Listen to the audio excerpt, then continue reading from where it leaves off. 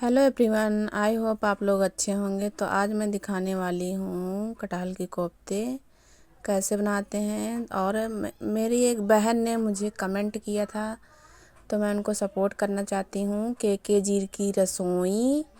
तो आप सब लोग उनको जाके सपोर्ट ज़रूर करना एक बार।